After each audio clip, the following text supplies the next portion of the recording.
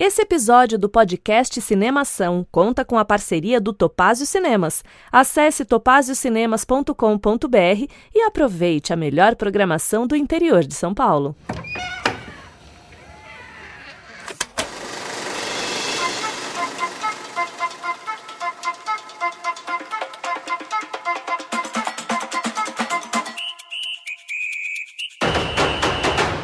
Seja bem-vindo ao podcast Cinemação 496. Eu sou Rafael Arinelli e a cultura está viva. Pois é, hoje aqui comigo tenho a presença mais do que especial de Marina Rodrigues, de volta a casa. Oi, boa noite, bom dia, boa tarde para todo mundo que está ouvindo Cinemação. Já sou figurinha carimbada já aqui.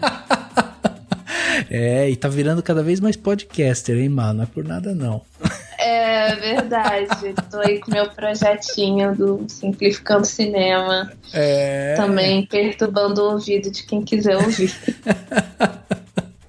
É isso. E temos aqui também Camila Perlingeiro. Olá, boa noite. É um prazer. Minha primeira participação aqui no Cinemação. Espero que possa contribuir.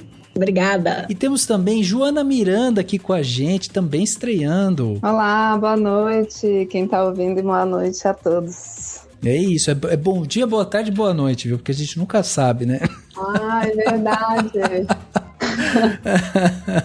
É isso, muito bem, meus amigos.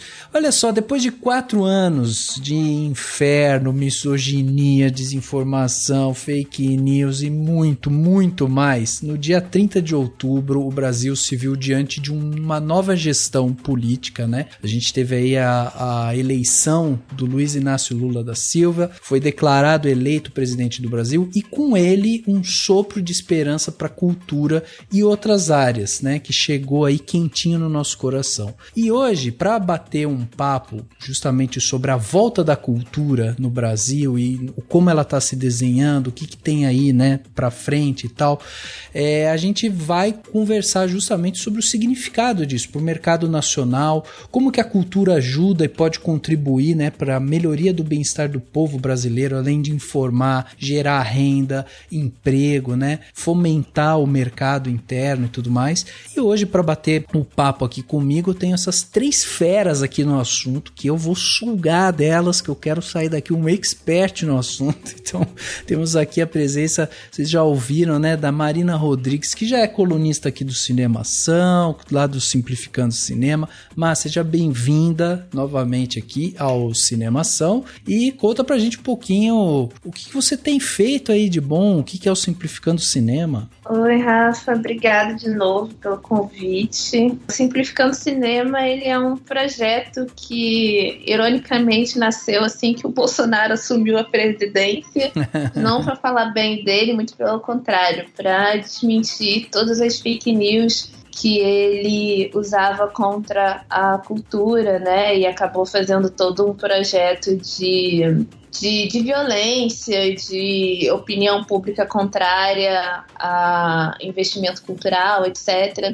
E aí as pessoas começaram a seguir, foram achando interessante, e de um pequeno blog eu acabei virando colunista do Cinemação, e hoje em dia eu tenho um podcast que se chama Simplificando Cinema também, que eu posto episódios semanais desde janeiro, falando sobre diversas questões do audiovisual e as políticas, né? E aí não é mais só o Brasil, né? Também falo muito do resto da América Latina e também de outros continentes, principalmente o europeu. Legal, legal.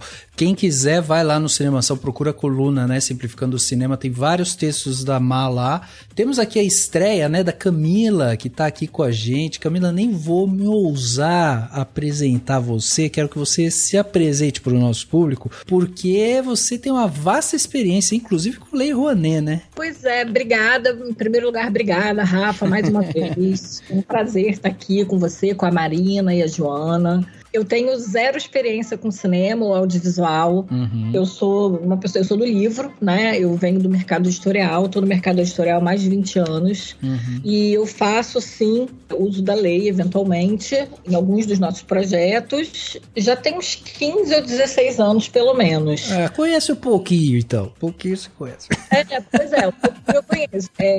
Enfim, tem sido, assim, uma experiência. A gente vinha acompanhando as várias mudanças, né, na lei. Acho que o primeiro projeto que a gente fez ainda era só papel, sabe? Foi antes do sistema, enfim. Eu espero que eu possa contribuir. Acho que, enfim, cultura é cultura, né? Eu acho que a gente tem muito um com o outro, né? Não, eu acho que a gente vai somar bastante. Essa sua experiência, né, com o mercado editorial, acho que vai trazer muito também pra gente, porque é um outro ponto de vista. Às vezes aqui, quando a gente fala de leis de incentivo, lei Rouanet e tal, a gente tá muito focado no cinema, mas é interessante as pessoas entenderem que tem muito mais. E eu vou entrar um pouco nisso quando a gente entrar no papo, mas deixa eu também apresentar aqui outra estreia, né, que é da Joana, que tá aqui com a gente também com uma vasta experiência em marketing cultural, distribuição, lançamento, faz tudo, né, na área, né, Joana? Impressionante. Então, Rafael, acabou que minha trajetória me levou para esse lugar, porque eu já produzia espetáculos de teatro e dança, aí também trabalhava com outras produtoras na área da música, aí eu coordenei um espaço cultural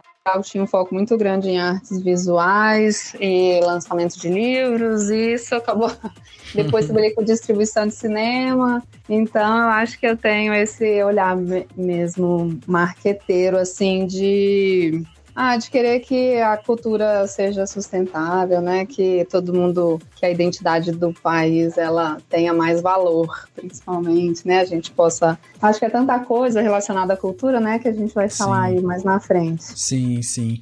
Bom, obrigado, viu, meninas, por vocês estarem aqui. Tenho certeza que hoje a gente vai aprender bastante. Vamos falar um pouco sobre a importância, né? Da cultura, do Mink, né? Da Margarete, que tá ali na frente do Mink também. Vamos falar um pouco sobre isso, mas vamos bater esse papo no segundo ato desse podcast. Vamos lá. O Mink voltou para ficar. Viva o Mink! Viva a cultura brasileira! Viva a identidade nacional! Viva os trabalhadores e trabalhadoras da cultura! Viva o presidente Lula! Viva o Brasil! Que Deus e os orixás os abençoem nessa jornada. E Pelé disse: love, love, love! Viva a cultura do Brasil!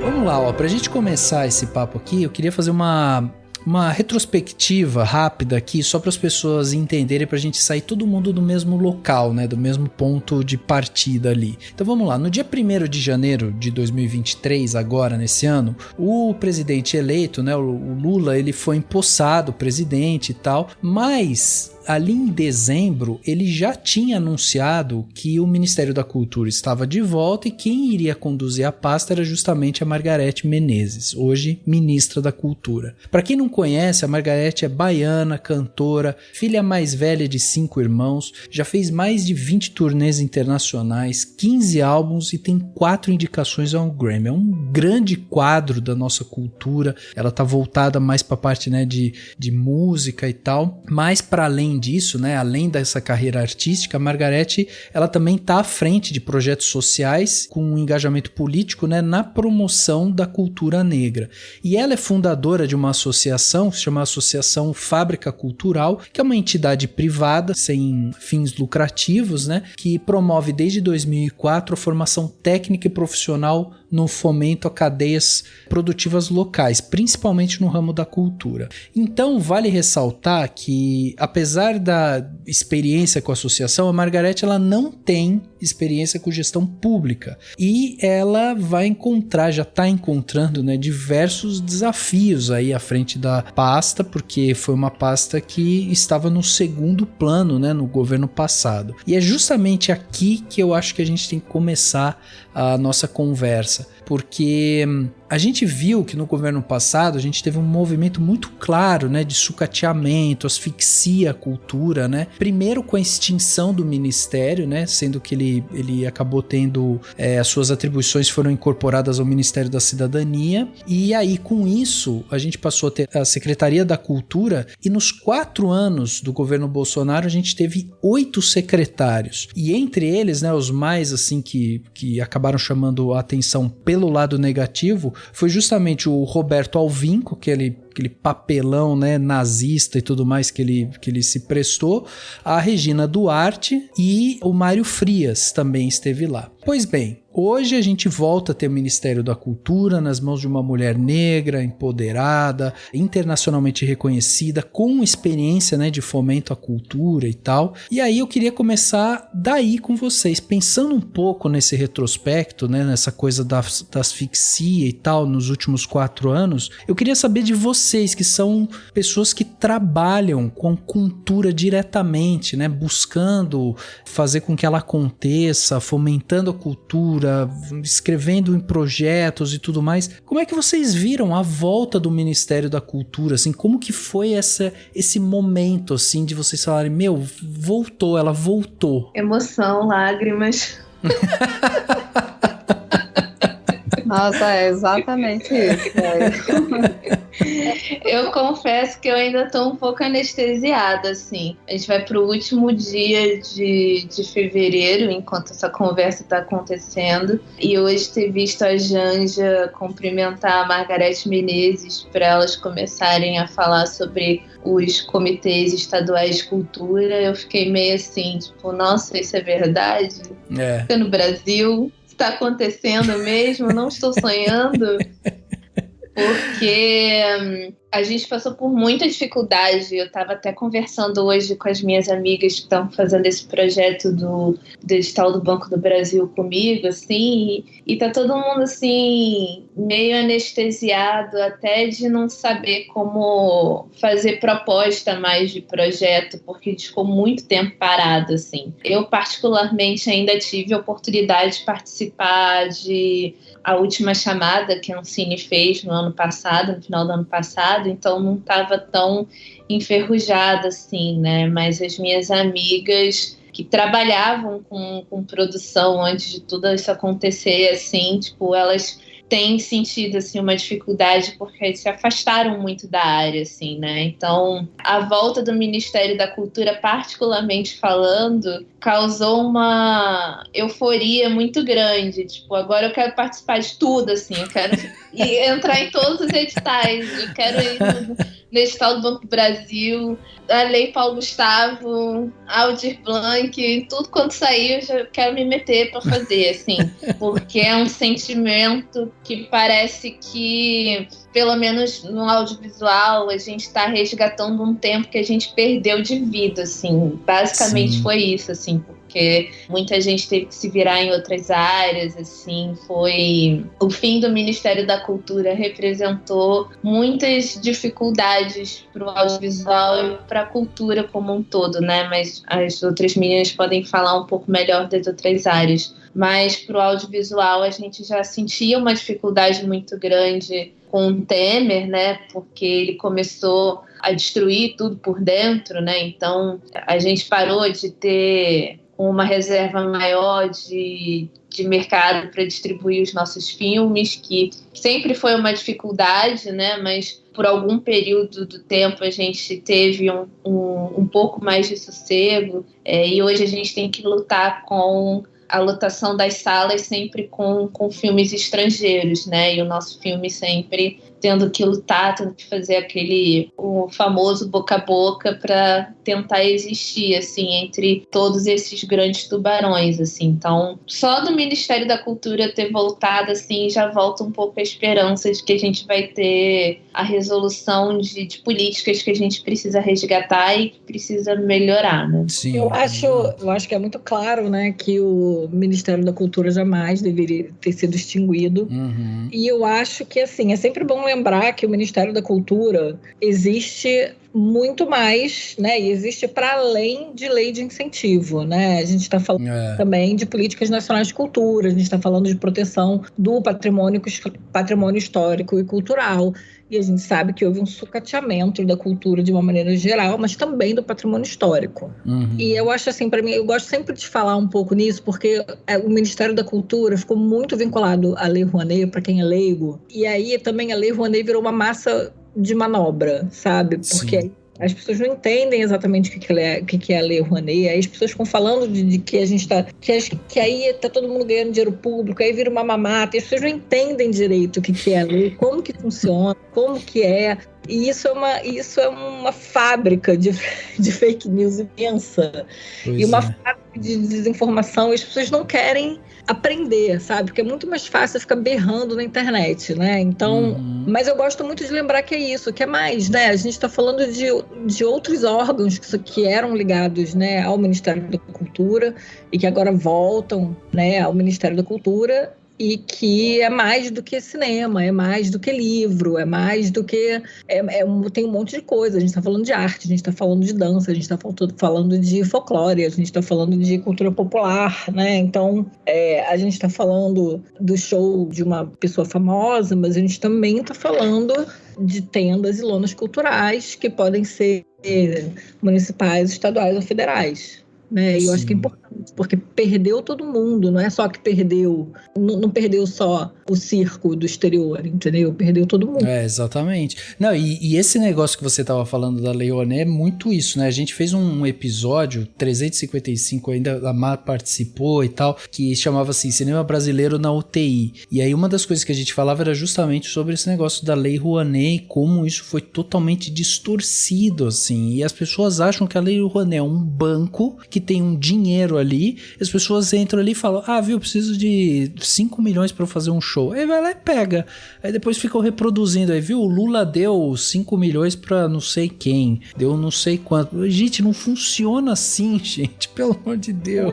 E é importante entender, assim, que é uma burocracia muito grande inscrever, é uma burocracia muito grande manter isso ativo, é uma burocracia muito grande fazer essa captação, é uma burocracia imensa você fazer prestação de conta, você fica 10 anos, 12 anos com o seu projeto. Assim, eu tenho um projeto agora que está sendo, as contas estão sendo vistas agora, 12 anos depois. Pois é. Então, assim, não é simples. Eu acho que se fosse fácil fazer cultura sem lei de incentivo, eu tenho certeza que todo mundo gostaria de fazer isso de uma maneira mais fácil. Não é difícil, é burocrático, não é o governo que dá o dinheiro, sabe?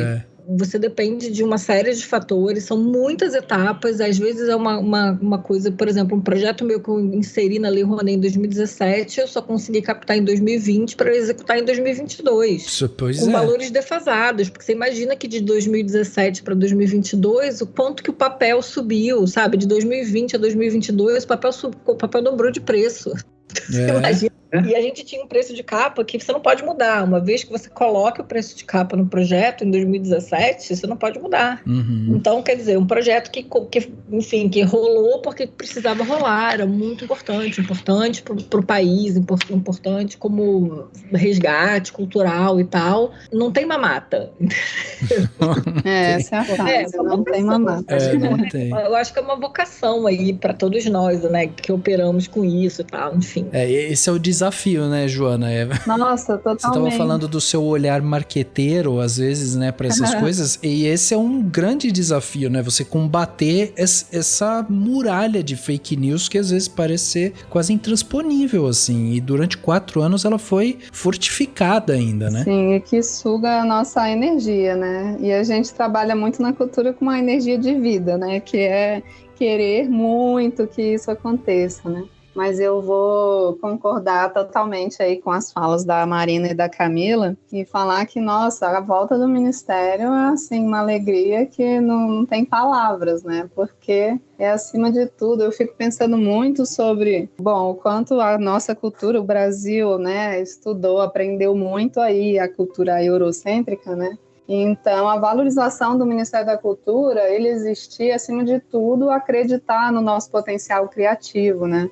Acreditar no que o Brasil tem a produzir e a oferecer, e toda a história que a gente pode construir, né? Não é uma coisa assim pequena, né? É desde a literatura de cordel, das bordadeiras, de décadas de criações em todas as áreas, e aí que tem uma trajetória, né? Que tem um mapeamento, que tem políticas públicas e um pensamento, assim, eu acho que quando eu falo marqueteira, eu penso nesse lugar, assim, de pensar essa sustentabilidade, de que isso tem um valor que as pessoas possam viver honestamente disso, né? A gente só quer, né, trabalhar e pagar as contas de uma forma digna, né? Mas eu acho que mais do que isso, eu também penso que também está nesse olhar, que é que a cultura, ela não é só de quem faz, né? Apesar de ter uma população enorme, que são os trabalhadores da cultura, ela é sanidade, né? Assim, na pandemia a gente viu, quem não ouve música, não vê um filme, não lê um livro, a cultura é de todo mundo.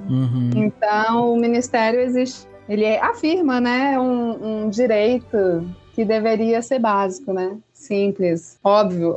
E tem uma coisa meio de reafirmação também, né? Porque uma das coisas que a gente ouve falar muito, principalmente, é como a cultura, ela exerce esse papel do soft power, né, dentro da política. Então, é uma coisa que quanto mais você fortifica, mais você consegue trazer, né, a cultura brasileira para um patamar que você começa, inclusive, a ter entrada em outros países e tudo mais, porque, né, você começa a ser mais aceito, você exporta cultura para fora, como carnaval, a própria, né, livros e tudo mais. Então, assim... Tem os filmes, né? É, exatamente. E aí, quando a gente vê uma coisa sendo totalmente sucateada da forma que foi e sendo colocada num patamar tão desolador, a sensação às vezes que dá é que as pessoas olham às vezes para a cultura só como, é o pessoal que pinta, é o pessoalzinho lá que escreve, é o pessoalzinho que faz filme.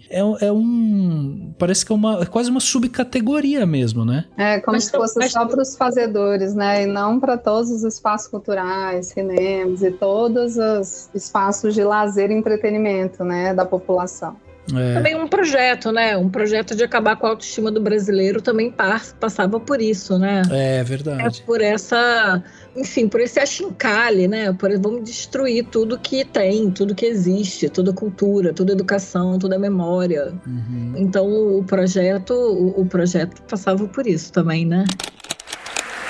Acompanhamos os diálogos e vimos o desmonte perverso das nossas políticas culturais e das instituições. Sabemos o tanto que sofreram a Fundação Palmares, o IFAM, a Ancine, a Biblioteca Nacional, a Funarte, a Casa Rui Barbosa, o IBRAM. Mas, principalmente, junto com meus colegas, nós ouvimos as pessoas. Nessas escutas, em diversos grupos de todas as áreas, segmentos e linguagens, percebemos a profundidade do que aconteceu nos últimos anos, a criminalização dos trabalhadores e trabalhadoras e a falta de entendimento do significado da força da produção cultural do Brasil.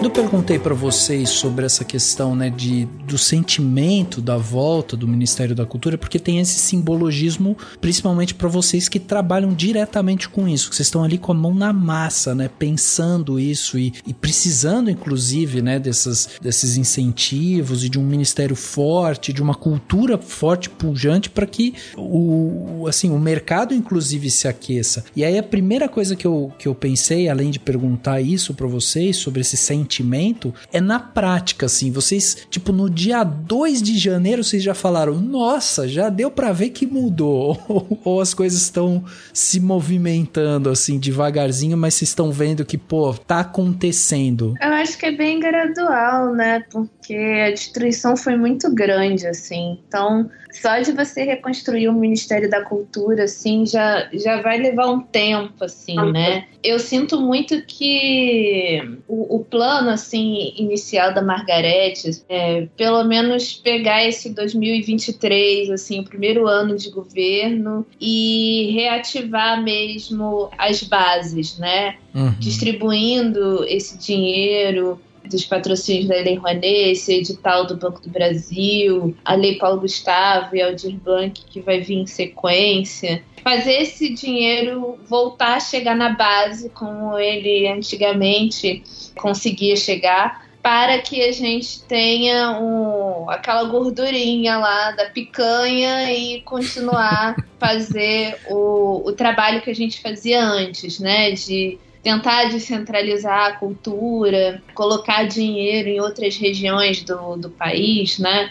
Falando de audiovisual, ela anunciou agora uma linha para a região norte, que passou por um esquecimento quando saiu a primeira chamada aí do edital que estava aberto no ano passado, não tinha nenhum projeto da região norte. Enfim, eu vejo que a Margareth, ela tem um cuidado muito grande com essa questão da descentralização, porque é uma coisa que a gente precisa, assim, enquanto trabalhador cultural. E é uma coisa que eu acho que eu até comentei, assim, nas minhas redes, assim, nas coisas que eu produzo para a internet, sobre colocar essas pessoas da base na frente, né, das políticas como prioritárias, porque sempre foram elas que seguraram a economia cultural, né? Então nada mais justo que elas sejam atendidas primeiro, né? Não só no cinema, como no teatro, todas as outras manifestações artísticas que a gente tem. Então eu acho que 4 anos de governo vai ser muito para a gente resgatar o que a gente perdeu, assim, porque foi uma destruição muito grande, principalmente com a questão da opinião pública, né? Porque a gente nunca teve uma opinião 100% a favor de investimento cultural e tal, mas hoje em dia a gente tem uma aversão, assim, a gente sente uma aversão, assim, da sociedade muito maior do que antes, né? Como se o artista ele fosse inimigo, como se o artista fosse aquele bandido, assim, que você tenta evitar ao máximo que entre na sua casa, você se protege dele a todo custo, assim. E isso eu acho que é o mais difícil, assim, da gente conseguir recuperar, porque é um processo muito de educação, de diálogo, e por mais que a gente tenha a internet, né, à nossa disposição, é muito difícil conseguir chamar a atenção das pessoas para esse tipo de conteúdo, para esse tipo de fala, para esse tipo de explicação, né? Elas já formalizaram as suas próprias opiniões. Mas eu sinto que o Ministério da Cultura ele voltou muito melhor do que ele era antes, assim, pelo menos na estrutura dele, né? A proposta da reconstrução ela é muito interessante, assim, eu acho que cabe muito com muita coisa que o setor cultural como um todo já vinha pedindo há muito tempo e não tinha, e eles estão tentando fazer uma comunicação, assim, nas redes sociais muito legal também, de tentar explicar o que realmente é Lei Rouanet, e tem gerado engajamento legal, né? Então, assim, é aquela coisa, né? Um dia de cada vez. Vamos tentar chegar até onde der, né? E espero que a gente consiga conquistar bastante coisa. Eu, particularmente, vejo assim, né? A gente tem muita coisa ainda para discutir, para aprovar, mas eu acho que o Ministério da Cultura está num caminho bom, por enquanto. Concordo com o que a Marina falou. Eu acho que a gente começou agora, né? Assim, eu acho que a gente não tem base ainda para entender exatamente o caminho que a gente vai chegar. Como você falou lá no comecinho, Rafa, a Margareth não é uma gestora, mas ela vai se cercar, eu acho que de bons gestores. E se a gente lembrar bem, o Gil também era isso, né? E o Gil foi um bom ministro da cultura. Eu era muito cética, sabia? O Gil assumiu. Eu fiquei, gente, mas como assim, sabe? Mas depois eu achei, sabe, avaliando, depois, mais tarde, eu achei que ele foi um ótimo gestor, ótimo ministro. E eu acho que o Gil e também eu acho que a Margareth, eu acho que eles têm uma coisa de conseguir uma força internacional que eu acho que a gente precisa no momento, né? Eu acho que a gente ficou com a nossa base muito estremecida no exterior, em todos os sentidos. E isso também vai precisar de uma reconstrução, né? E a cultura também passa por isso, né? A gente está aqui no Brasil, mas a gente também né, leva a nossa cultura para o mundo e o mundo também traz a cultura deles para cá. É uma troca, né, muito grande, um intercâmbio que se retroalimenta, né? Então eu acho que a Margareth também vai ter esse papel. Em relação ao comecinho, enfim, eu não sei, eu fiquei assim, por exemplo, esse anúncio do edital do Banco do Brasil foi uma coisa que eu fiquei um pouco tensa, sabe? Assim, não sei, Marina, se você ficou com essa tensão, porque assim, porque do jeito que foi anunciado, parecia que era uma coisa muito nova, que era um dinheiro assim que eles nunca tinham investido antes na vida, que era um edital novíssimo, que era uma coisa assim, estalando. E, na verdade, é o mesmo edital que eles sempre colocaram. É um edital que não contempla literatura, por exemplo, que eu até consigo entender, porque é uma coisa para funcionar dentro dos aparelhos CCBD, mas ele é o mesmo edital.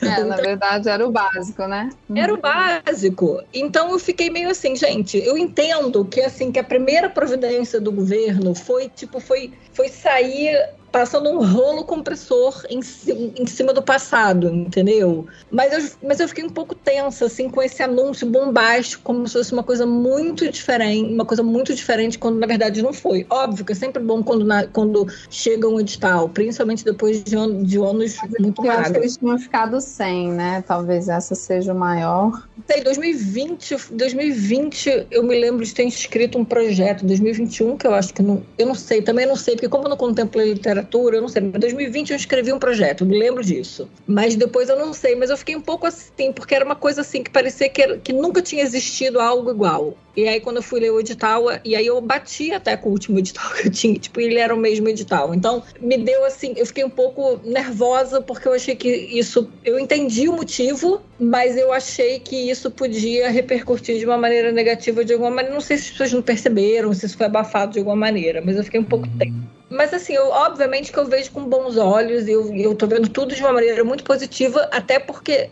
gente, a gente ficou sem nada. Então, Pois é.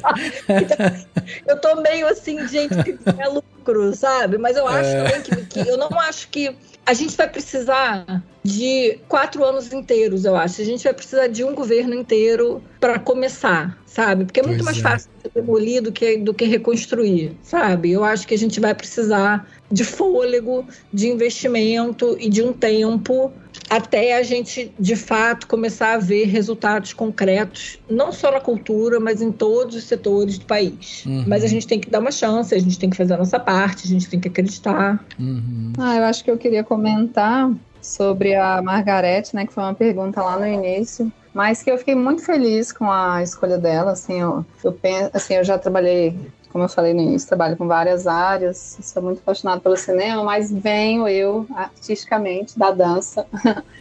E aí eu vejo que o Brasil, por exemplo, o brasileiro, ele é um corpo que dança, que se move mais do que, de repente, de outros países, e isso vem muito da cultura negra, né, do carnaval, do samba, da capoeira, que faz com que o brasileiro ouça uma música e tenha vontade de se mover, né.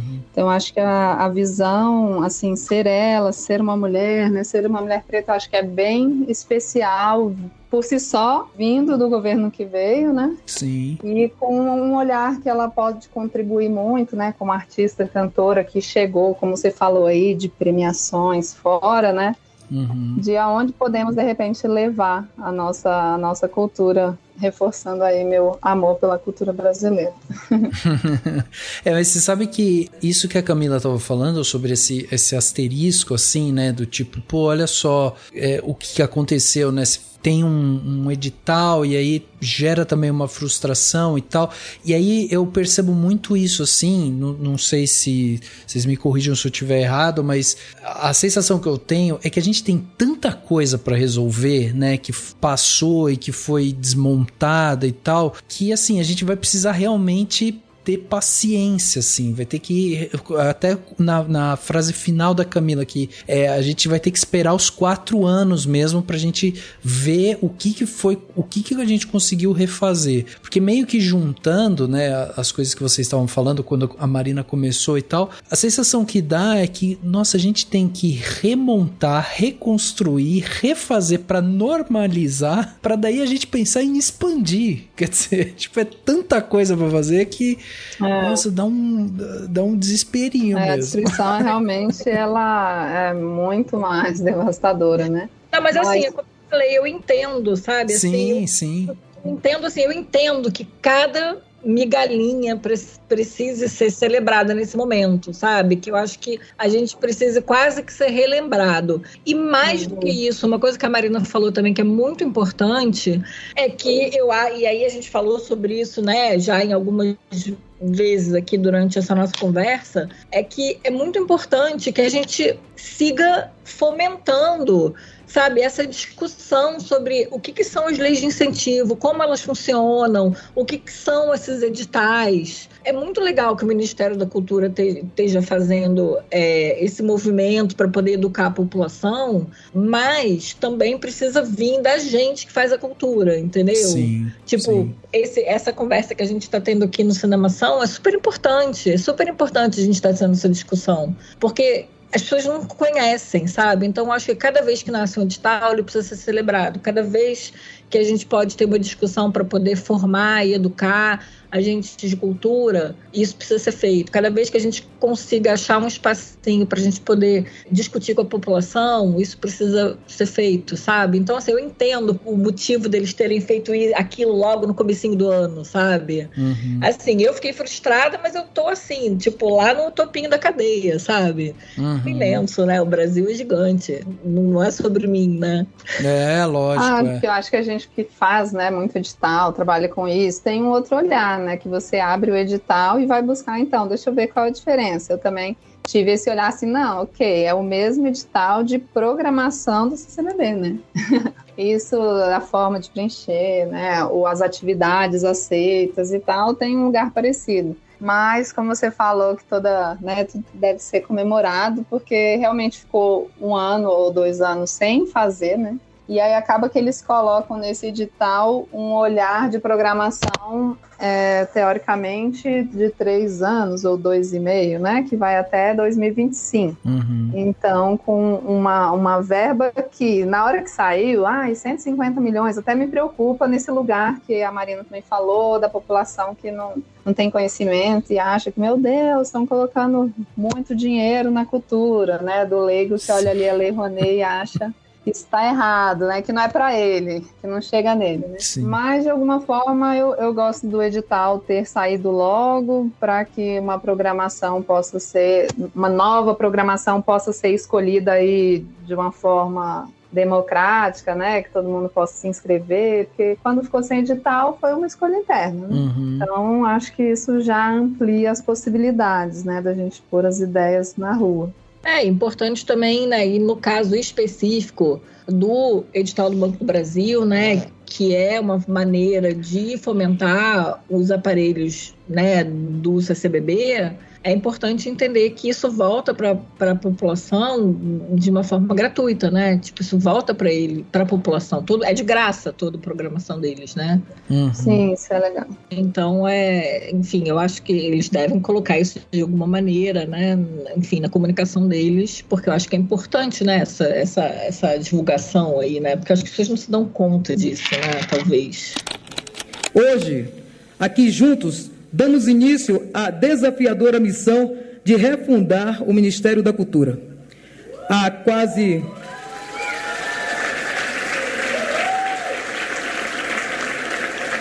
40 anos, o MINC foi fundado como uma conquista da redemocratização brasileira, reconhecendo que cultura precisava de um ministério que tratasse com exclusividade do tema.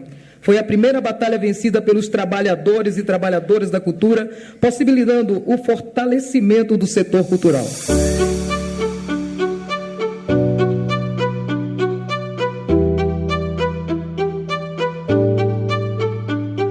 Eu, na verdade, é a primeira vez que eu faço algum projeto pro edital do Banco do Brasil, assim. E eu acho que tem muito a ver com isso, assim, tipo, a gente ficou tanto tempo parado que agora a gente tem essa euforia de querer fazer as coisas, assim, né? É. E eu quase nem lembrava mais que eu tinha esse projeto de mostra cinematográfica que eu tinha feito com a minha amiga na época da faculdade ainda, assim. E é um projeto que a gente sempre gostou muito e a gente sempre pensou tanto no CCBB quanto em outros centros culturais, assim, e outras oportunidades de incentivo para fazer essa mostra, que eu acho que a eleição do Lula, assim, e a volta do Ministério da Cultura acabou dando um gás, assim, na gente de querer ir atrás de fazer isso, assim. Porque eu, particularmente, assim, durante o governo Bolsonaro, assim, ou eu trabalhei muito para fora, assim, para pessoas que não são do Brasil e aí não tinham essa parte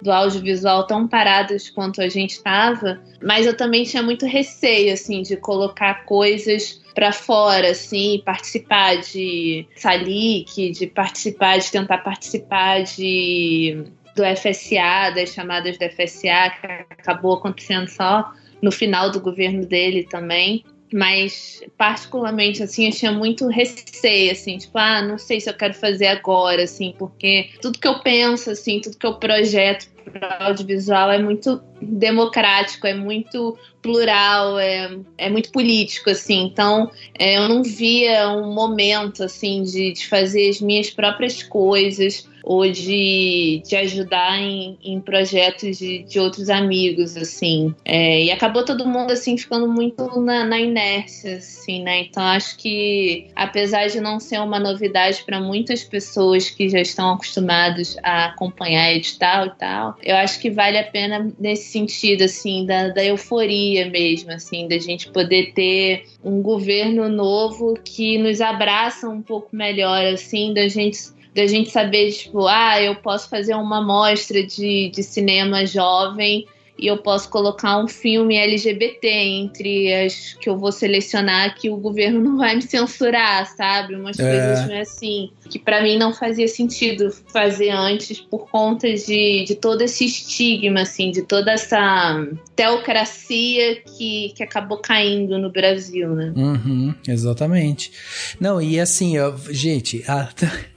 Hoje em dia, eu vou no médico e aí ele fica às vezes falando de política comigo. Eu não quero falar de política com ele. E aí o cara, do nada, fica levantando coisas do tipo, você viu que deram 5 milhões de reais pra Daniela Mercury? Ou deram 5 milhões pra Cláudia Raia? Sabe umas coisas assim? Aí eu fico, cara... Não é isso, sabe? Não funciona assim. Só que ali naquele momento que eu tô ali naquele negócio, eu nem me dou o trabalho de respondê-lo. Só fico, porque eu quero logo passar por aquilo, né? E esse tipo de discussão, esse tipo de colocação... Eu vejo que é muito isso, uma coisa muito desse momento que a gente está vivendo. As pessoas ainda não estão conseguindo entender. Quando a gente fala de Lei Rouanet, por exemplo, que corresponde a 0,45 de toda a renúncia fiscal autorizada pelo governo federal, as pessoas não sabem o que é renúncia fiscal. As pessoas não sabem que, sei lá, se o governo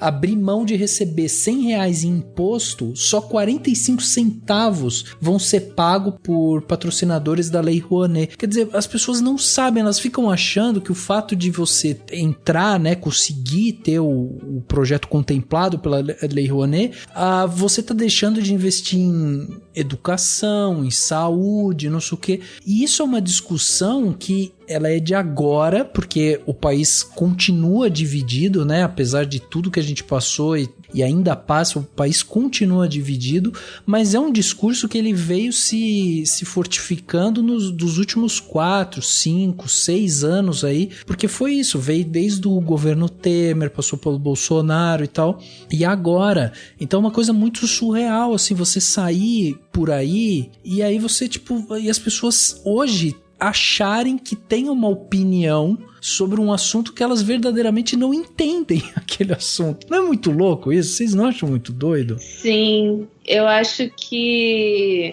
o maior trunfo da direita, aí, né, não é nem a extrema direita do Bolsonaro, porque isso vem de antes já, infelizmente foi conseguir convencer a opinião pública que o Estado ele é maléfico e o Estado pega o seu imposto de renda e joga por aí, assim, não tem um critério. As pessoas começaram a acreditar fortemente nisso, né? Isso é um discurso que eu vejo acontecer muito com a questão da educação também. Quando você fala de bolsa de mestrado, de doutorado, sempre tem uma pessoa na internet que fala assim: ah, mas eu vou fomentar uma pesquisa sobre a aldeia Xingu com dinheiro do meu imposto. E aí ela acha que ela tá pagando milhões ali para aquela pesquisa, assim. Quando vai ver, assim, R$2 do imposto dela que tá indo para educação, né? Porque você vai colocar aí 100 milhões, não sei quantas pessoas no Brasil que pagam imposto de renda hoje em dia,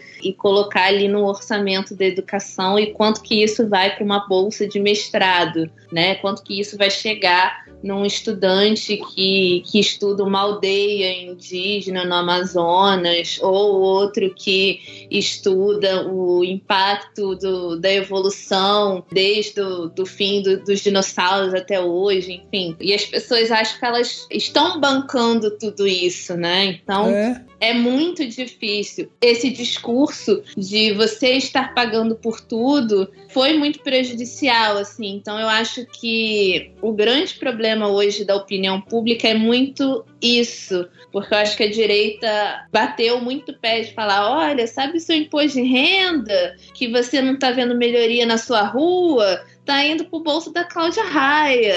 Olha, tá vendo seu imposto de renda que você paga e não tem acesso à saúde? A Fernanda Montenegro tá fazendo a peça, não sei aonde, com seu dinheiro, assim. Então isso repetido várias vezes vira uma verdade, sendo que é mentira. Uhum. E aí, para você fazer esse desmame da fake news, é muito complicado, assim. Não basta só a gente vir para canais nas redes sociais e falar sobre isso. Eu acho que precisa ter uma política também a longo prazo, governamental, contra esses discursos negativos e esses discursos falsos que a gente tem na internet, né? Então é um longo caminho, assim, esse percorrer. Sim. Eu ia comentar, porque eu tô bem próxima desse assunto. Eu tô fazendo mestrado na UFBA, lá em Salvador, e assim, quando você tá dentro, aí você vai ainda descobrir mais coisas ainda, né? Que gente, a dificuldade de você trabalhar, cuidar, no meu caso, mãe solo, cuidar de uma casa, de uma criança, e você ainda estudar a demanda que você tem no mestrado, é uma coisa assim de maluco.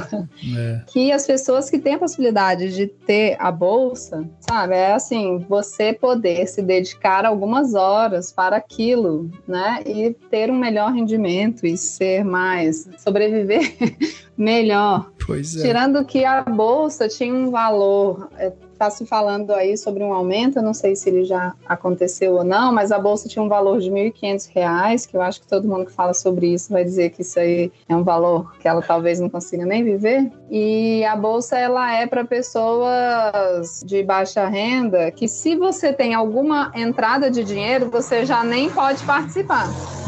Né, na seleção. Então não é algo simples também quem está escolhendo estudar muito, se dedicar a uma pesquisa e viver com os 1.500, né? E para muita gente é a única possibilidade de estudar, né? Então tem muitas questões. E essa coisa, Joana, que você está falando, enfim, eu não fiz, enfim, pós-graduação, mestrado, doutorado aqui no país. É importante também, porque não existe uma comparação, nem existe, enfim, informação sobre... Referência, né? Referência, não tem. Então as pessoas não sabem, por exemplo, que você vai para a Europa e os estudantes ganham dinheiro para poder estudar. Qualquer estudante. Você vai fazer uma faculdade na Europa, você ganha, sei lá, 1.000 euros por mês para poder ser um estudante numa universidade, sabe? Então, assim, é importante, é isso, fica muito essa coisa de, meu Deus, você está ganhando uma bolsa de R$1.500 para fazer um mestrado. Gente...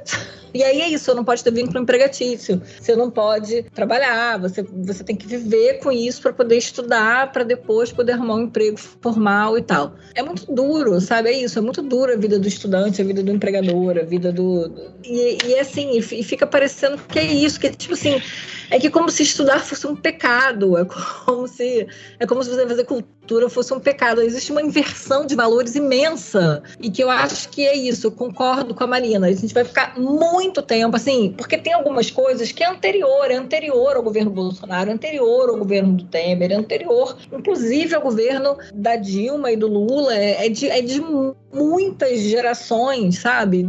Essa versão da Lei Rouanet, ela foi amplificado no governo Bolsonaro, mas já existia antes. Isso desde que o mundo é mundo, desde que essa lei começou, sabe? Desde que qualquer lei de incentivo existiu. Da mesma maneira que desde que os estudantes começaram a receber bolsa de CAPES, de CNPq, qualquer coisa, existe sempre uma coisa, é isso. E a sensação que eu tenho é de que essa inversão de valores é muito louca. E aí você vai cavando muito fundo, e se você vai vendo a teia e o emaranhado que essa coisa vem, aí é isso. Aí eu acho que nem cabe a gente falar aqui, porque aí a gente vai começar a falar de por que é tão ruim a Joana receber R$1.500 para poder cursar um mestrado, mas aí um avião não paga imposto por isso. Então, aí não vou nem entrar nessa seara, porque não cabe aqui nesse espaço, mas a gente vive também uma vida muito doida, né? A gente vive aí uma inversão imensa de valores, aonde fazer cultura e fazer educação é coisa de bom caráter, né? Pois é.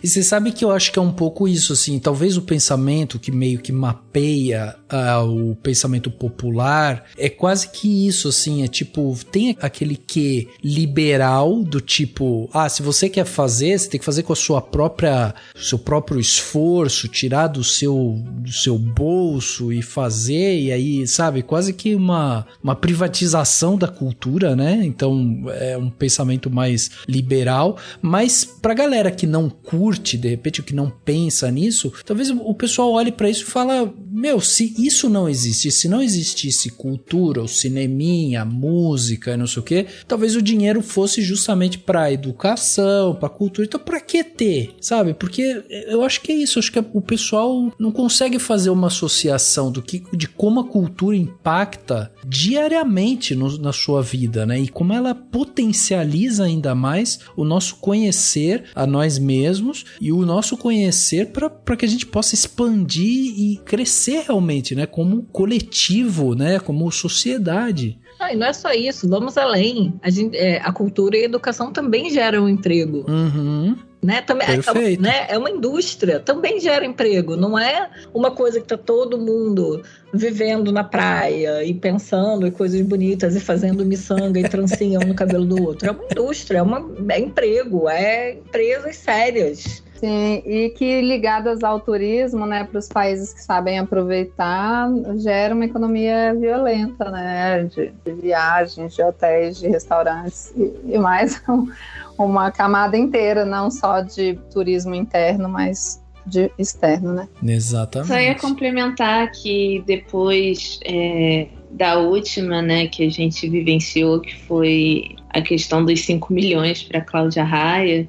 Sim. Muita gente veio falar comigo na internet e falou assim, mas cultura é importante, mas agora nesse momento a gente está precisando de atenção para a saúde e educação. E aí, para essas pessoas, eu achei uma única resposta, que é a pergunta, tipo, a Lei Rouanet está atrapalhando o governo investir na educação e na saúde? Então por que a educação e a saúde não melhoraram antes de existir a Lei Rouanet? Daí a pessoa não sabe mais o que responder, porque acho que ela percebe que ela tá falando uma grande besteira. Olha, uma ótima réplica essa, gostei. Me emocionei com inúmeros relatos de luta do meio da cultura para o reconhecimento de seus direitos e a busca incessante de espaço e dignidade. Ouvi, acompanhei os diagnósticos e vi as vias de superação, e chego agora às 2 últimas palavras que darão o tom de nossa gestão no tratamento com os servidores públicos da cultura: respeito e cuidado.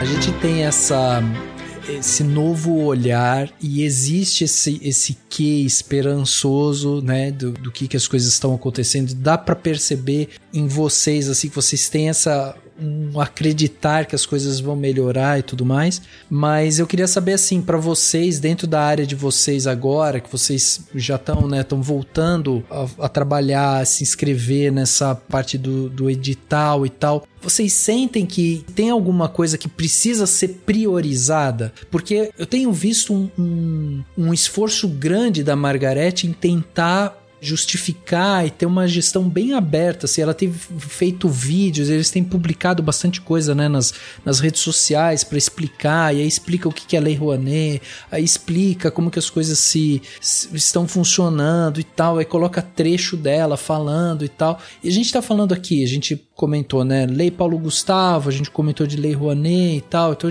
assim, existem coisas importantes que vão precisar ganhar aí um lastro, um espaço, mas tem alguma coisa que vocês acham, assim, que putz, seria importante a gente dar uma priorizada, olhar com um pouco mais de atenção para isso? É realmente a parte de, tipo, agora é hora de organizar a casa, assim, precisamos primeiro organizar a casa, aí começa a se soltar esses editais e tal, daí daqui a pouco vem Lei Paulo Gustavo, Aldir Blanc, e aí isso também vai ajudar e tudo mais. Como que vocês veem, assim? Essa pergunta é tão complexa, né? Porque pois eu ia falar a mesma coisa. Organizar a casa, eu acho que é muito importante para que tenha uma velocidade, uma qualidade, né? Pessoas capacitadas dentro de um ministério para entender os assuntos, os projetos que estão chegando e ter um tipo de análise de velocidade, enfim, que faça com que vá acontecendo. Mas enquanto você está falando, apesar, né, a gente pode até ser injusto, né, falando que tem uma categoria que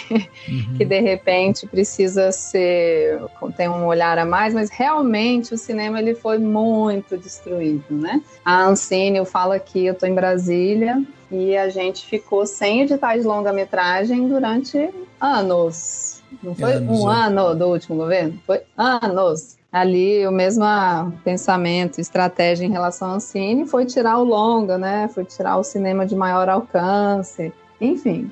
E que é uma categoria que gera uma renda violenta, assim, de contratações para um filme acontecer, né? Então, eu acho que o cinema precisa de um espaço para voltar. Marina falou sobre isso, né? As pessoas voltarem a trabalhar com isso, porque durante a pandemia as pessoas foram buscar como sobreviver em outras áreas, né? Muitas. É verdade. Puxando, né, o fio do cinema, eu ia falar sobre cinema também, porque é o que eu vivo, assim, então é onde eu posso falar mais, assim.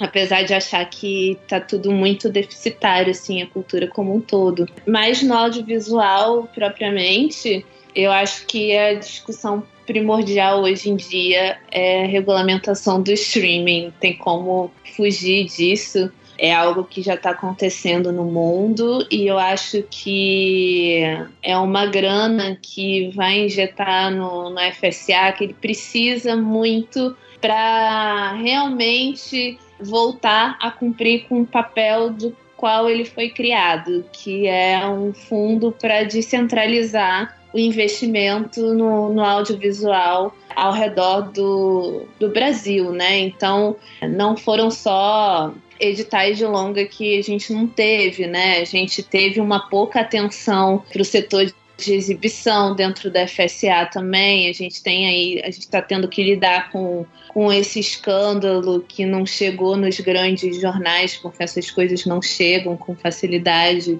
que é o fato da FSA ter dado muito dinheiro para muitas poucas salas de cinema no Brasil, super concentradas no eixo do Rio e São Paulo, em cidades da zona sul desses estados, e uma baixa atenção para os exibidores que precisavam de um auxílio emergencial para não fecharem na pandemia, porque o cinema foi muito afetado, né? O cinema enquanto espaço físico também.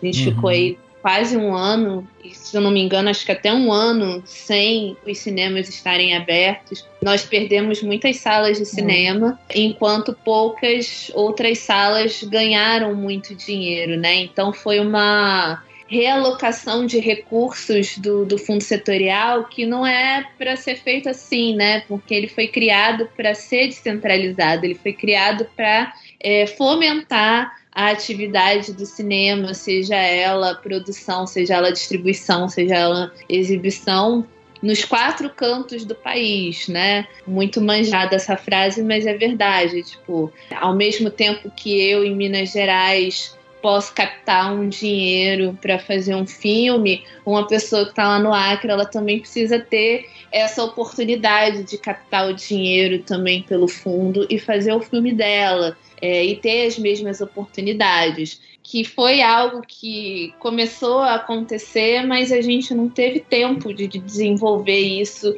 de fato. E hoje a gente tem uma dependência muito grande das plataformas internacionais para a gente continuar fazendo filme. E é uma relação muito abusiva de trabalho, né? Porque além da gente não ter garantia nenhuma de preservação dos direitos patrimoniais da obra, o retorno de licenciamento ele é muito pequeno, porque o streaming ele não gasta tanto dinheiro assim para licenciar a obra, e não é um problema do Brasil, é um problema mundial. Tem o fato de que sem o investimento público, né, você ganha muito menos produções do que você ganhava antigamente, quando você tinha o fundo setorial funcionando a pleno vapor, quando você tinha essa injeção dos tributos que alimentam o FSA de forma plena, de forma contínua. Então o streaming ele entrou como essa força do audiovisual, é uma coisa que a gente não pode negar, que isso vai continuar acontecendo. E ele precisa ter essa contribuição para o cinema, né, o audiovisual de maneira geral também no Brasil, porque são muitos projetos que são abandonados no meio do caminho por essas plataformas. Às vezes são projetos que as plataformas bancam, e depois elas não querem continuar bancando uma segunda temporada porque o projeto fica muito caro, porque elas não têm outras fontes de captar esse dinheiro, né? Não existe ainda, tirando a última chamada que a gente teve na FSA de TV e novas mídias, não tem essa coisa de você fazer uma parceria com a plataforma e aí, evidentemente, captar um dinheiro ali e fazer algo um pouco maior com a plataforma também, devolvendo esse investimento em forma do tributo que é a Condecine, né, que alimenta o fundo setorial do audiovisual. Tem outros episódios do Cinemação explicando sobre isso. Não vou me alongar muito, mas eu acho que para o cinema especificamente, eu acho que a gente precisa correr com essa questão da regulamentação do streaming. Não foi uma discussão que ficou abandonada, assim, né? A gente teve parlamentares que fizeram as propostas de lei, levaram isso para a Comissão de Cultura já. Tem um dos projetos, um dos PL já está na outra comissão, se não me engano, acho que de tecnologia, mas a gente precisa correr com isso, sim, porque sem esse investimento o Brasil perdeu muito campo de mercado, né? A gente tem um mercado muito grande, é o segundo maior da América Latina, e provavelmente foi o único maior país assim, da América Latina nos últimos tempos, tirando a Argentina, que está passando por essa crise ainda, a não investir como se investia antigamente, né? E o Brasil ele é um polo distribuidor de trabalho também para os nossos vizinhos, né? Com o FSA a gente teve a oportunidade de fazer coproduções internacionais, então a gente não investia só no audiovisual 100% brasileiro, a gente teve essas parcerias de expansão que são importantes também em questão de mercado, de marketing, de venda, de exportação, porque a gente vive num mundo globalizado, então a gente precisa se comunicar para fora também, né? Então, eu acho que a gente precisa dar essa atenção à regulamentação do streaming, tudo que vem dentro dela. Ô, Mai, quem que enfrenta essas questões dentro do MINC? É a Joelma Gonzaga, que é secretária do audiovisual? Mas a própria Margarete também, né? Pode se envolver, assim, porque a nova estrutura do Ministério da Cultura trouxe o tripé, né, o famoso tripé do audiovisual para baixo da asa, né? Então, o Conselho Superior de Cinema tá ali, a Ancine tá ali, a Secretaria do Audiovisual tá ali, né? E a Margarete agora é a presidente do Conselho Superior de Cinema, né? Então, ela pode, ela deve, com certeza ela fará em algum momento essa discussão, né? Então, ter tudo dentro muito bem estruturado, né? E uma das competências da Secretaria do Audiovisual, inclusive, é essa questão da exportação do audiovisual, da cultura brasileira, enfim. Então, o Ministério está muito ligado com isso, né? Tá. E a Secretaria do Audiovisual agora também monitora as ações financeiras da FSA, né? Então, também é algo que eu acho que é muito positivo nessa questão do streaming futuramente. Você, Joana, também, vocês ficaram satisfeitas com essa indicação da Joelma Gonzaga como secretária? Eu acho que eu não tenho nada particularmente, assim, eu acho que eu venho gostando de toda a equipe, o pensamento que eles estão de diversidade, né, colocando no governo e nas prioridades. Então eu não tenho nada específico assim sobre ela, mas ainda com essa expectativa otimista, né, sobre o que pode vir. Entendi. Mas são muito trabalho a fazer no audiovisual, com certeza. Pois é, isso muito. Não tem como não dizer, né? Exatamente. E por que o MINC foi extinto? Obviamente, não foi porque ele é irrelevante, mas justamente pelo contrário. Quem o extinguiu sabe da nossa importância. Combate-se a cultura quando se quer um país calado, obediente. A cultura incomoda, a cultura mexe, a cultura desobedece e floresce. E por isso ela é também expressão de democracia de direitos. Dela, a arte oxigena, porque revolve camadas profundas do nosso viver e do nosso ser.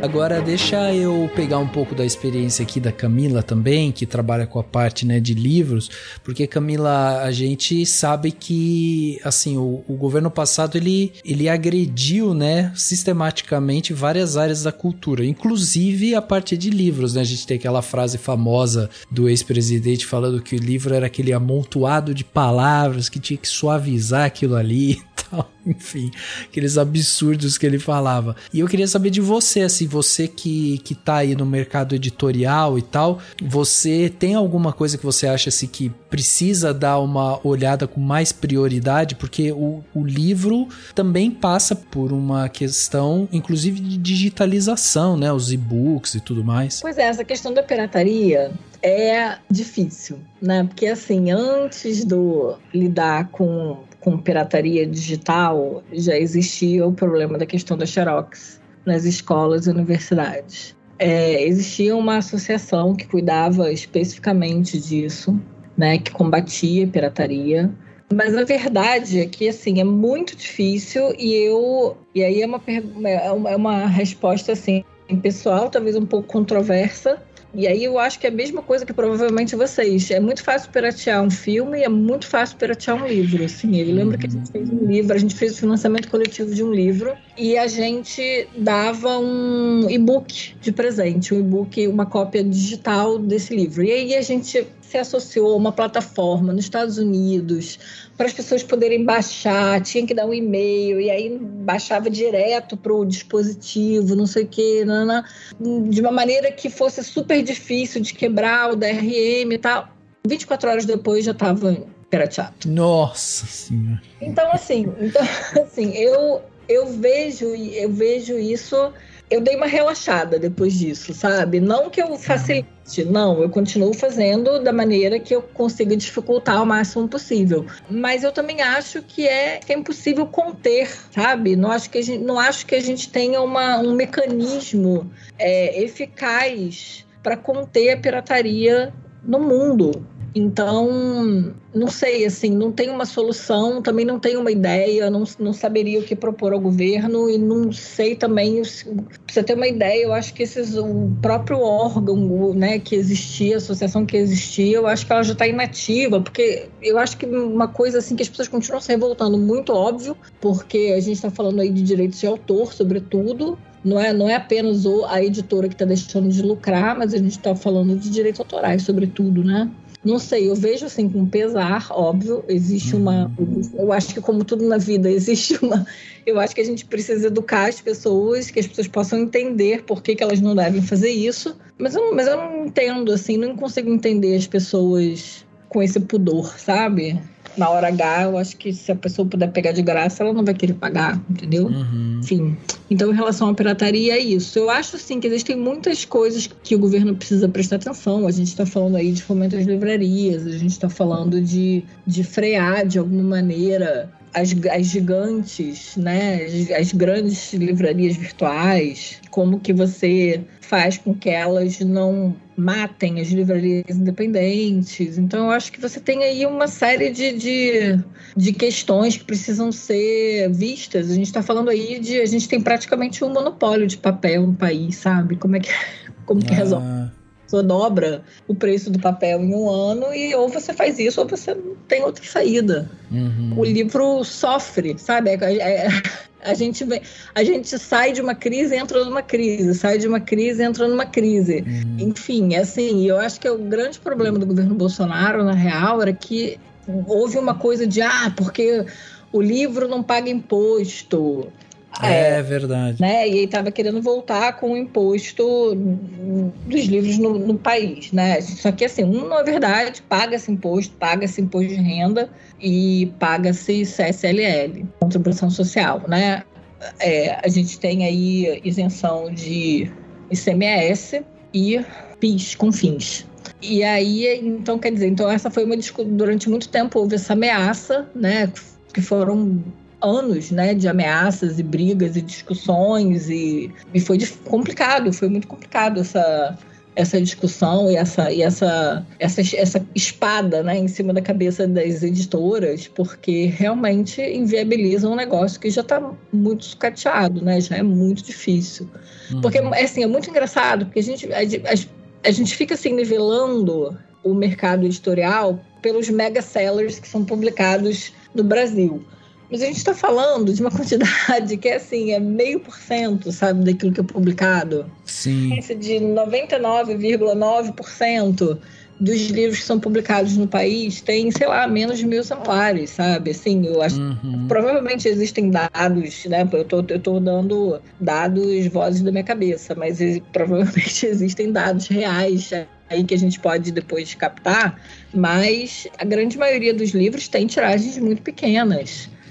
E se você pensa, os livros estão com preço defasados, né? Assim, o papel sobe, os insumos gráficos sobem, é tudo cotado em cima do dólar. O quanto que o dólar subiu nos últimos anos? E o quanto que o livro subiu nos últimos anos para se ajustar a esse preço? A conta não fecha direito, sabe?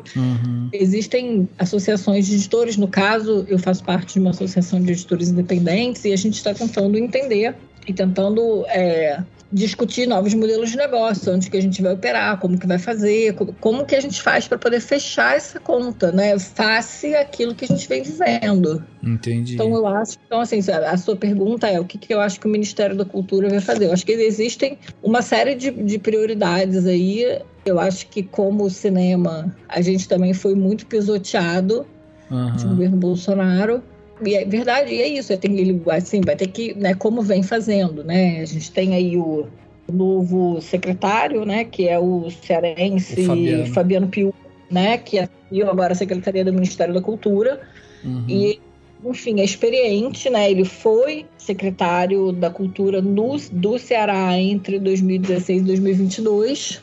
Meu irmão, que é cearense, gostou da gestão dele. Ele trabalha, né? Meu irmão trabalha com cultura no Fortaleza. Uhum. E aí eu acho que é isso. Tipo assim, vai ter que se reunir. São muitas associações. O livro tem uma coisa que é o seguinte: são muitas associações. Existe um sindicato, várias associações. E aí existe o Programa Nacional do Livro da Leitura. Então existem muitas frentes. E aí eu acho que precisa se reunir realmente com esses protagonistas, elaborar uma pauta de trabalho para os próximos 4 anos, entendeu? E entender quais são as prioridades, aquilo que é possível fazer para poder reerguer o setor. Entendi, perfeito.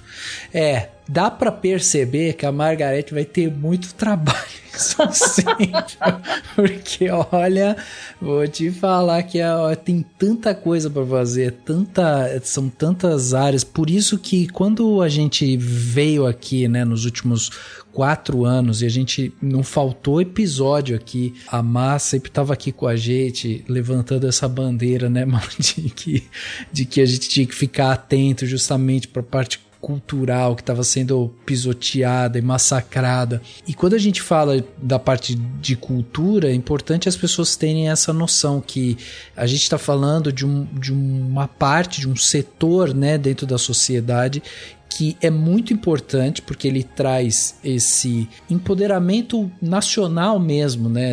O que a gente chama de soft power mesmo, o que a gente consegue trazer em termos de poder pro Brasil. Então tem essa coisa do reconhecimento, do autorreconhecimento, né, através da cultura, mas acima de tudo a gente tem essa questão de ser também um mercado que gera emprego, que gera renda, que tem pessoas trabalhando, que tem muita gente ali, né, ralando todos os dias para fazer isso acontecer. Então não é só o dinheiro que foi para Cláudia Raia, não é só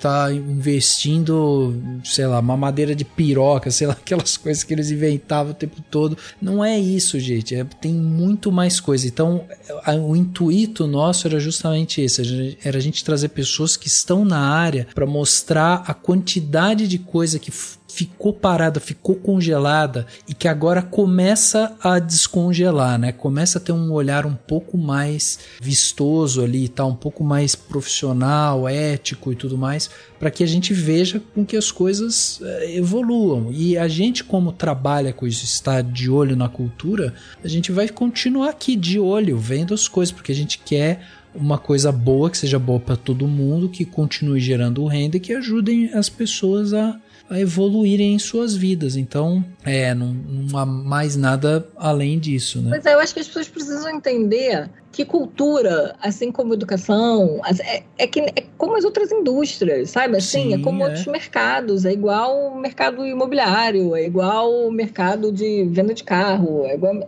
sabe? Gera emprego, faz parte do setor econômico, movimenta a economia, movimenta, como disse a Joana, movimenta turismo, movimenta um monte de coisa, faz parte da máquina, sabe, que movimenta a economia. Precisa parar de ver, eu acho, a cultura e a educação como se fosse caridade. Não é, sabe? O fato de que existe um fomento e existe incentivo não é porque é coitadinho, mas porque torna o setor mais forte. Perfeito. É uma indignação tão grande quando você fala aí de algumas coisas que eu até fico aqui segurando se vale a pena, né?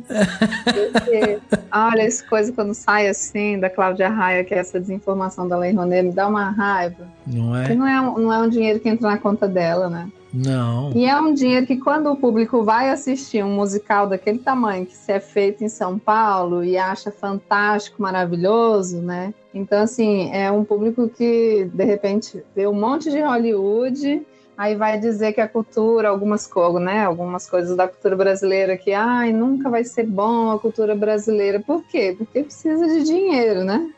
Porque tem coisas, tecnologias, estruturas, telões de LED, enfim, várias coisas que existem num musical lá de São Paulo, né? Que demanda verba, eles ficam meses, anos, alguns em cartaz, né? Então, se pega o dinheiro, se mostra, né, como a gente falou no início, fazer uma planilha de 5 milhões detalhada não é algo simples. Eu gosto de pensar, assim, uma vez teve até um debate com uma pessoa da família, que era o quanto, assim, se você for montar for vender brigadeiro, né, que eu vejo às vezes em bares e acho que evoluiu muito de uns anos atrás para hoje, a galera vendendo em bar toda uniformizada, com a prateleira não, assim, a caixinha ali, o suporte do brigadeiro altamente bonito, com luzinha, que não sei o que. Existe um investimento, né? Para você fazer um evento num nível de exigência maior, você precisa de recursos, né? Sim. Então, assim, sim. qualquer negócio que você vá fazer, você vai precisar de um investimento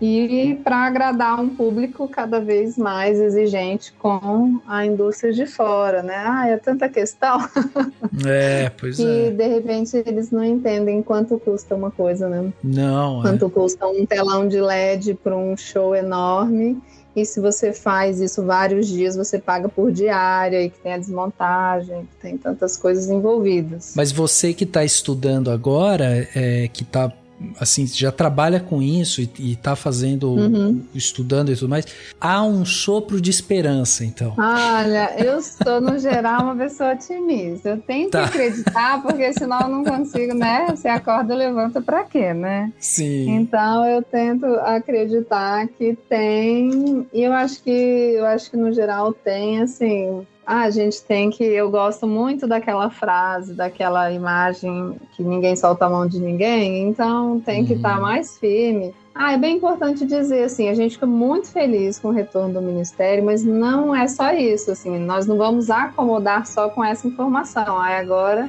é exigir mais, né? Exato, e acompanhar de perto para exigir mais. Né?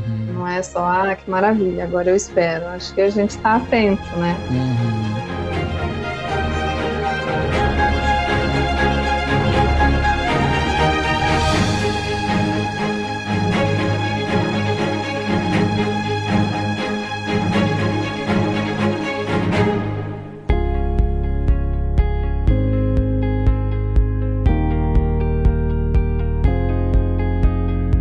No detalhe da semana, aquele momento aqui onde a gente dá dicas, né, para os ouvintes, para você fazer alguma coisa aí durante a semana que, né, seja diferente, seja uma coisa divertida ou não, uma coisa reflexiva. Vamos ver aqui que as meninas trouxeram pra gente. Mar, como você já é da casa, eu vou pedir para você iniciar aqui com o seu plano de detalhe, sua dica aí, 1, 2, 3, quantas dicas você quiser, vai, Mar. Eu acho que para combinar com um papo, assim, de identificação cultural e tal, provavelmente quase todo mundo já viu, né, porque óbvio o filme é maravilhoso, mas eu vou indicar Marte 1. Boa! Que ainda tá em exibição aqui em Minas. E eu levei meu namorado pra assistir, ele é mineiro. E aí ele saiu encantadíssimo do cinema, assim. Ele falou que foi o melhor filme brasileiro que ele já viu na vida dele até hoje. E às vezes eu dou uma forçada de barra, assim, pra ele assistir as coisas. E não ficar tanto só Hollywood o tempo inteiro. E ele, depois que acabou a sessão, né, a gente saiu, ele falou uma coisa pra mim que ficou muito marcada, assim. Eu acho que tem tudo a ver com o que a gente discutiu e com a importância da cultura. Ele falou que ele se viu muito no menino de Marte 1, porque ele também era um menino de periferia quando ele era criança, e ele tinha grandes sonhos quando ele era criança, igual a ele, assim. Que legal. E eu fiquei muito emocionada quando ele falou isso, assim. Deu pra perceber muito, assim, a identificação da pessoa com o lugar que ela nasceu, com o lugar que ela frequentou na infância. Meu namorado ama Minas, ele nasceu no interior e mora em BH há muitos anos. Mexeu muito com ele, porque é uma história de uma família mineira, que a família dele, basicamente, assim, né? Então, eu acho que a gente poder se ver na tela, isso gera um impacto muito legal, assim, muito bom. É muito proveitoso, é muito produtivo, assim, de você saber que existem pessoas como você que vão fazer um filme sobre você, assim. Não é sobre você, mas é sobre você, sabe? Então, eu acho que Martin casa muito com essa questão da volta da cultura, da possibilidade da gente fazer essas manifestações culturais, seja na escrita, seja no audiovisual, que impacta a pessoas de diversas maneiras diferentes, porque o brasileiro pode até negar, mas ele ama se ver na tela, porque se não fosse assim, a gente não teria novela fazendo sucesso até hoje. E seu namorado é cruzeirense, Má? Não, ele é atleticano, só faltou isso pra escorrer a lágrima. Faltou isso. Se tivesse sido atleticano no filme, ele teria chorado, com certeza. Pois é. E eu gosto sempre de ressaltar que o Gabriel Martins, né, diretor do filme, ele fez um discurso, né, quando fez o lançamento e tudo mais, e o filme foi um dos representantes, né, do Brasil no Oscar 2023, e o Gabriel pega e fala assim, que esse filme, ele não existiria se não fosse por conta do Brasil de Lula e Dilma, porque o filme é fruto do edital de ação afirmativa, né? Que foi o primeiro e único para pessoas pretas. E ele, sendo um cineasta preto e periférico e tal, ele falou que isso foi algo que fez história, né? E tá aí, esse é o poder da representatividade, é isso. Exatamente. Tá aí, então, lembrando, ó, Marte 1 tá no YouTube, dá pra vocês verem por lá, alugar, dentro do YouTube, dá pra alugar lá. Vai ter link aqui no post, então tudo que a gente tá falando tem link aqui, é só você ir lá clicar e você vai ser direcionado. Joana, e você? O que você trouxe de bom pra gente aqui na sua estreia de Plano Detalhe? Já estou com o meu caderninho a postos aqui. Eu adorei a indicação do Marte 1. Na verdade, eu pensei, assim, eu acho que minha sugestão de coração era que você que está ouvindo, né, artista ou não, mas inclusive artista também, né, mas igual de repente eu tento praticar na minha vida, por exemplo, eu vou comprar verduras e vou procurar um local, eu vou uma pessoa local, uma feirinha do bairro, e vou procurar, dependendo do produto, não ir naquela, né, grande super loja. Sim. Procure a programação local da sua cidade, né, e valorize aí o artista local, valorize os livros, os shows e tudo da cidade, que você pode se surpreender, né? Ótima dica essa, realmente, para você valorizar o pessoal realmente ali, né, que tá do teu lado. Fazendo as coisas. Sim. E para quem quer trabalhar com arte, eu acho que um sonho distante, né? A gente que trabalha com edital, acho que minha dica é procure aí a Secretaria de Cultura, porque você pode se cadastrar e participar dos editais também da cidade, da região, do estado. Sempre é possível, né? Tem que buscar os caminhos dos projetos e dos editais. Boa, ótimas dicas, tá aí. Então, ó, 2 dicas boas para vocês irem lá e fazerem, porque realmente temos que começar a tirar a ideia do papel agora. E falando em papel, lembrei aqui da Camila. Olha aí, viu, Camila, o gancho que eu fiz com você. Pensa em papel em mim, olha. Camila, o que você trouxe pra gente de dica boa aí? E pensando 2 coisas. Uma é que, enfim, eu não sou de cinema, mas aí eu vou dar 2 dicas. Boa. Uma é pro ouvinte que tá em qualquer lugar do mundo. Eu não sou de cinema, mas no ano passado a gente fez o financiamento coletivo do livro do Larica Total. Ah, que legal. Foi legal. E ele, né, foi pra quem não conhece, ele foi um programa de humor, né, de receitas guerrilha, que passou no Canal Brasil, enfim, há 10 anos atrás, né, foram 3 temporadas. E no ano passado, eles fizeram um documentário celebrando os 10 anos do programa. E a gente fez um financiamento coletivo para lançar o livro. No final do ano, esse livro foi lançado, ele também entrou para, enfim, né, tá nas livrarias. E essa é a minha dica, né? Para quem gosta de um programa de humor, receitas de guerrilha, eles têm uma base de fãs, assim, que não esmoreceu nesses 10 anos. Foi muito impressionante e é realmente muito divertido. Então essa é a minha primeira dica. Demais. O livro se chama Receitas Maravilhosas do Mundo Maravilhoso de Larica Total. Então, esta é a minha primeira dica. Boa. Segunda dica é para quem está em São Paulo. Essa é para anotar na agenda, porque ainda falta um tempinho.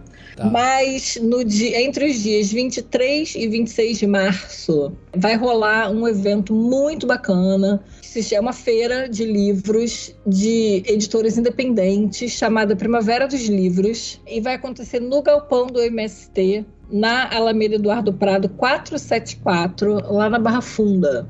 É um evento super legal, envolve cerca de 70 editoras independentes nesse galpão. Vai ser a primeira vez que vai rolar uma edição nesse local.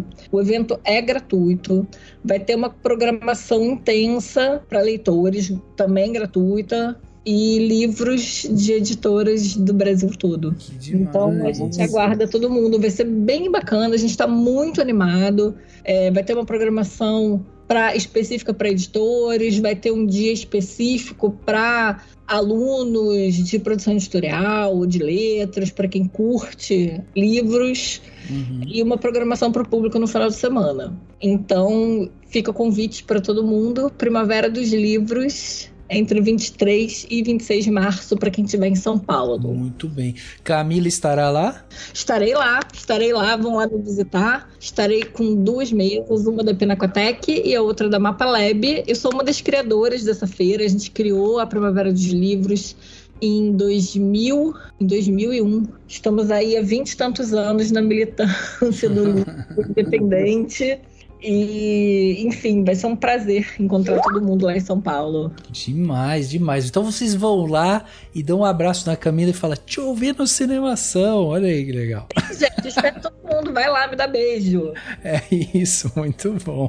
E para fechar aqui, né, o plano de detalhe dessa semana, eu trouxe aqui para vocês o podcast O Ateliê, o novo podcast aí do jornalista o Chico Felitti, né, que já tinha feito um trabalho sensacional lá com a mansão, com a casa abandonada, né, que virou febre aí dentro da podosfera, e agora ele volta com o Ateliê. Aí é interessante, né? Porque esse é um podcast onde o Chico, ele vai um podcast documental de novo, né? Onde ele vai acompanhar a denúncia de ex-alunos do Ateliê do Centro, que é uma escola de artes que existe há 20 anos no centro de São Paulo. E esses alunos, eles afirmam que o Ateliê é, na verdade, uma seita em que passaram anos ali sofrendo abusos físicos, psicológicos, financeiros e tal, por um professor que eles eram obrigados a chamar de mestre. E aí o Chico, com a habilidade toda que ele tem de contar a história, ele vai entrar dentro dessa história, vai desvendando ali camada por camada o que é o Ateliê,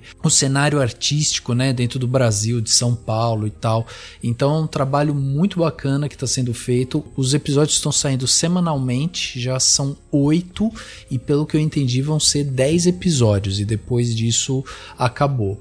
Então vale muito a pena correr no seu principal agregador aí de podcast, vai lá, procura por O Ateliê, que vocês não vão se arrepender.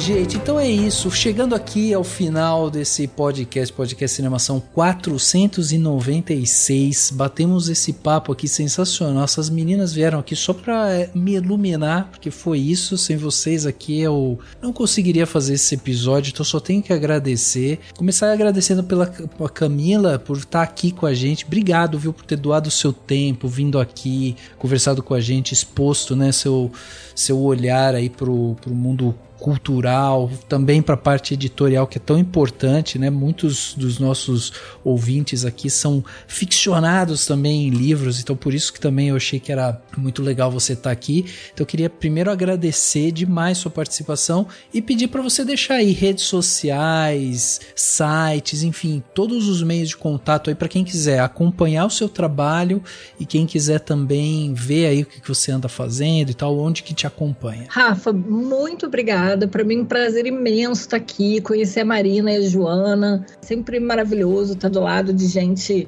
inteligente, militante da cultura, que a gente possa se encontrar aí em outros bares, em outros canais. Pô, se espera, só não quero ver foto das 3 juntas e eu sabendo que vocês se encontraram e eu não fui convidado. Essa cerveja coletiva vai ter que rolar em breve.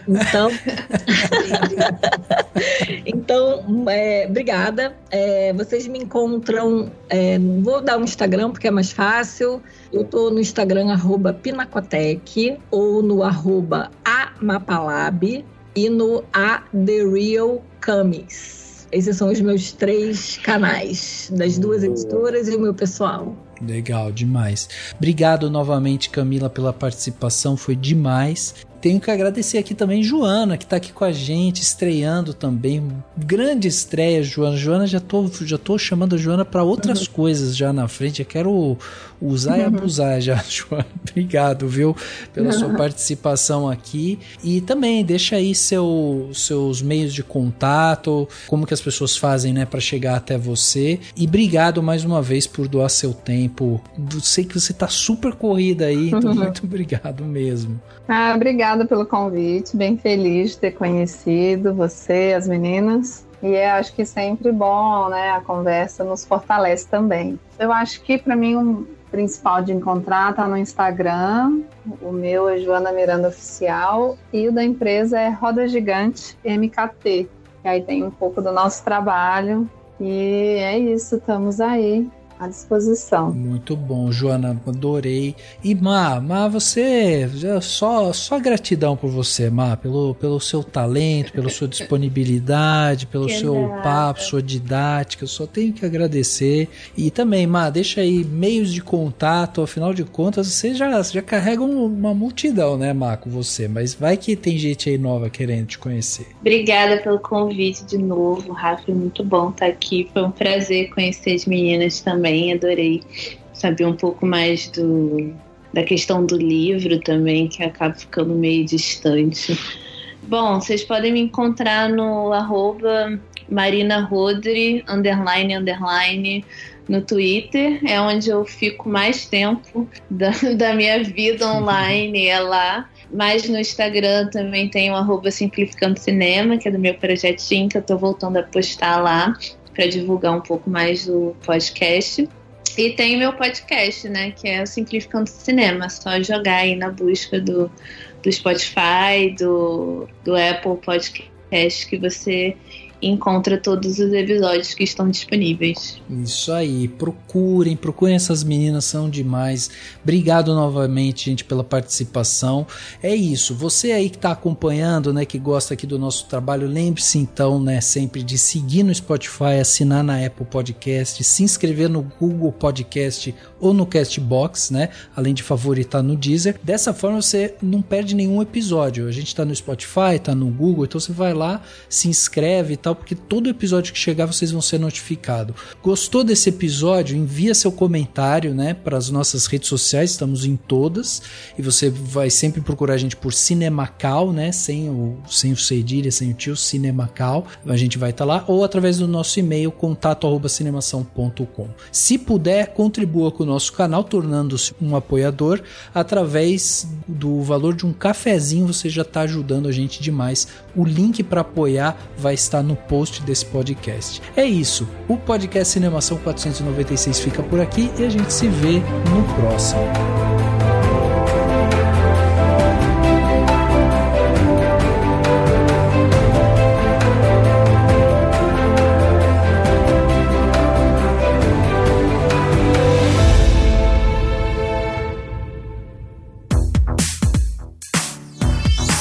Esse podcast foi editado pela Isso Aí Design. Tudo isso é forma com função. É design estratégico. É isso aí.